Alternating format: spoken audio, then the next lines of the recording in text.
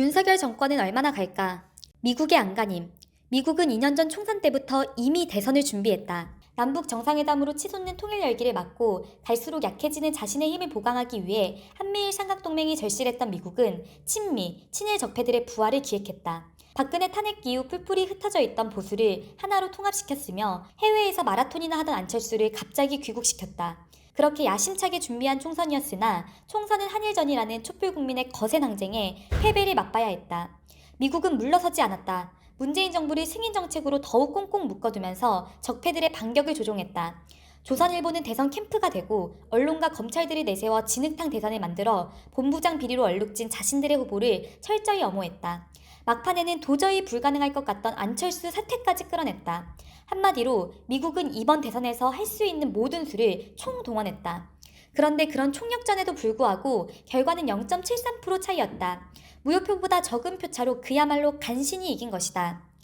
0.73%의 의미.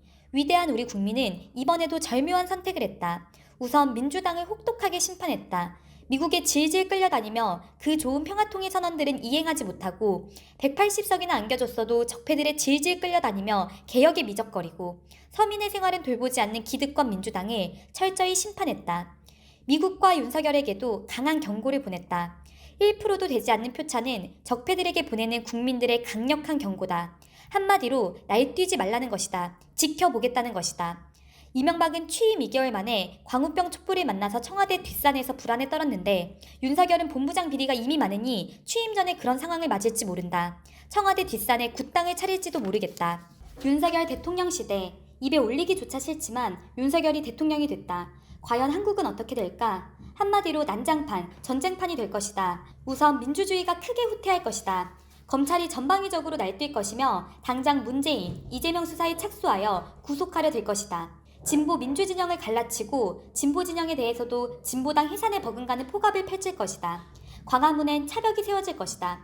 친미, 친일이 가속화될 것이다. 미국엔 미국마저 부담스러울 정도로 비굴하게 굴 것이며 일본과는 자위대와 군사훈련을 하는 모습이 펼쳐질 것이다. 전국의 소녀상은 하나둘 철거될 것이다. 한미연합훈련은 미국의 요구대로 더 자주 열릴 것이다. 전쟁의 기운이 온 한반도를 감쌀 것이다. 작전권이 없는 주제라 자신이 군대를 움직일 수 없다는 사실에 쓴 입맛을 다시며 더러운 큰소리만 뻥뻥 칠 것이다.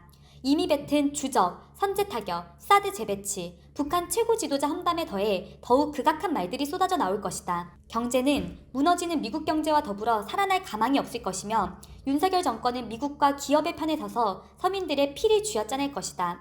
노동자들은 최저임금도 보장받기 어려울 것이며 수없이 많은 노동자가 더 많이 죽어나갈 것이다. 노동운동에 대한 탄압은 더욱 교묘해지고 검찰이 수시로 민주노총을 압수수색하는 광경이 도래할 것이다. 블랙리스트가 재등장하고 문화는 경색될 것이다. 김건희가 공언한 대로 온갖 진보 유튜버들에 대한 탄압이 합법적으로 무자비하게 펼쳐질 것이다. 윤석열의 운명, 그러나 윤석열의 운명은 오래가지 못할 것이다. 우선 미국의 힘이 예전 같지가 않다. 전쟁 나면 미국에 제일 먼저 전화할 거라고 했지만 그가 그토록 믿는 미국은 예전의 미국이 아니다. 아프간에선 야반도주했고 우크라이나에선 불구경하며 역시 큰소리만 치고 있다. 북한이 9차례 발사한 미사일을 UN 차원에서 문제 삼고자 5차례 회의를 소집했으나 아무런 성과도 내지 못했다.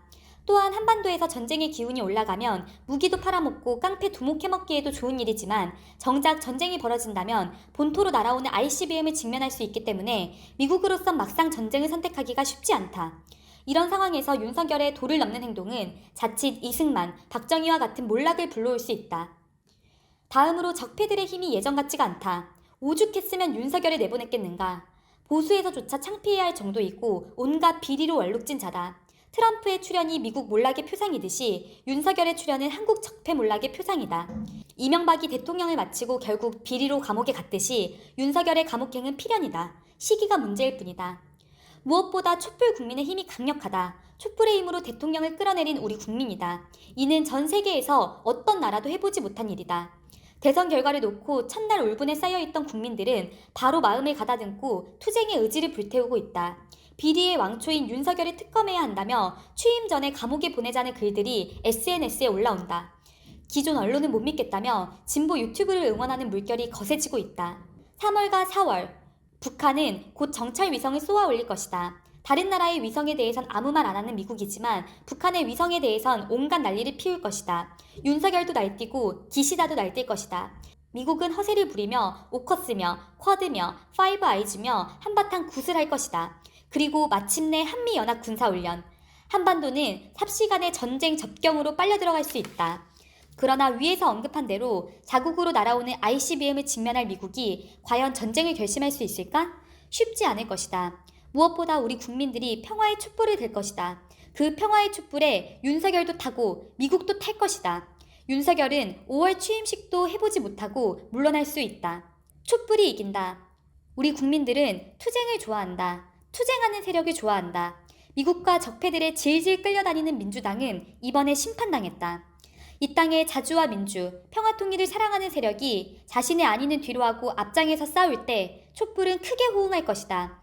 그 촛불이 뭉쳐 민주화 통일의 새로운 시대를 열 것이다. 대통령을 끌어내렸던 촛불이 이제 이 땅에서 외국 군대를 몰아내는 광경을 만들어낼 것이다. 전 세계에서 온갖 전쟁을 몰고 다니던 미국이 마침내 결정적 패배를 맞이하는 장면이 한반도에서 펼쳐질 것이다. 촛불이 이긴다.